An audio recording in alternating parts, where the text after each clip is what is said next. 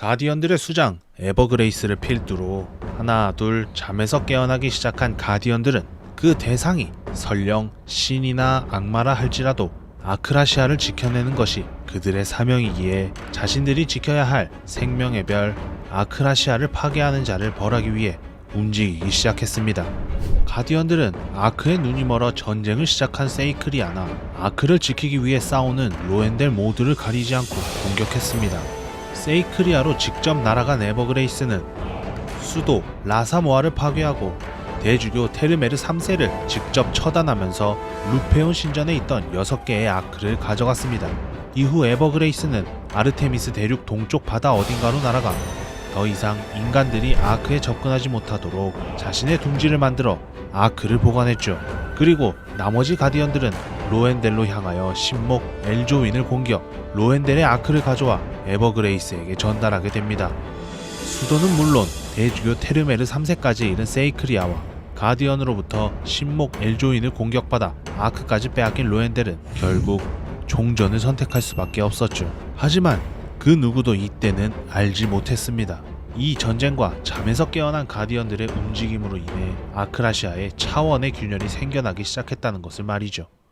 포튼쿨 전쟁의 종전 이후 에버그레이스는 고민에 빠졌습니다. 바로 아크라시아 종족들을 어떻게 심판할지 말이죠. 이때 두 가디언이 의견 차이를 보이게 되니 이 두 가디언이 바로 가디언 바르칸과 가디언 루였습니다.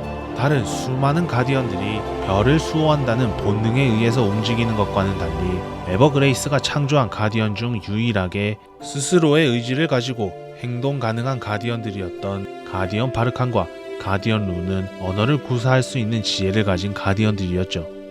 가디언 루는 아크라시아 종족들을 믿고 가디언들이 다시 잠들어야 한다고 주장했지만 가디언 바르칸의 생각은 달랐습니다. 바르칸은 이미 아크라시아 종족들이 탐욕스러워졌으며 이들을 소멸시켜 아크라시아를 정화해야 한다고 주장했죠. 서로 상반된 주장 사이에서 고심하던 에버그레이스는 결국 다시 한번 아크라시아 종족들에게 기회를 주기로 결심합니다. 아크라시아 종족들을 소멸하자고 주장하던 바르칸은 최초의 가디언이자 자신들을 만든 가디언들의 아버지인 에버그레이스의 결정이기에 이 같은 결정을 존중했으며 아크라시아 종족들을 벌하고 있는 모든 가디언들을 불러들여 다시 한번 잠들 준비를 시작합니다.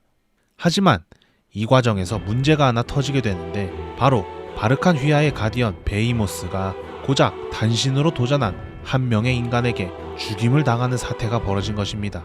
이것은 가디언이 아크라시아 종족에게 죽임을 당한 첫 번째 사건이기도 했습니다. 분노한 바르칸은 진정하라는 에버그레이스의 만류에도 불구하고 처음으로 그의 명령에 불응하면서 복수를 위해 아크라시아 종족들에게 가디언 슬레이어라 불리게 된 남자를 찾아가게 됩니다. 바르칸은 화염을 내뿜으며 그를 소멸시키려 했으나 예상외로 남자는 바르칸과 호각으로 전투를 벌였고 싸움은 열흘이 지나도록 끝날 기미가 보이지 않았죠. 그때였습니다. 대지가 변하고 하늘에 검은 구름이 드리워지더니 이내 차원의 균열이 생겨나기 시작했습니다. 차원의 균열 너머로 악마들이 쏟아져 나오기 시작하는 것을 본 바르칸과 가디언 슬레이어는 자신들의 싸움을 멈췄습니다. 아크라시아의 위기가 찾아온 것을 느끼며 다시금 냉정함을 되찾은 바르칸은 에버그레이스에게로 향하기 전 자신과 싸웠던 가디언 슬레이어에게 이름을 물었습니다. 그러자 남자는 혼잣말을 하듯 자신의 이름을 읊조리고는 바르칸과 싸우던 대륙을 떠났습니다.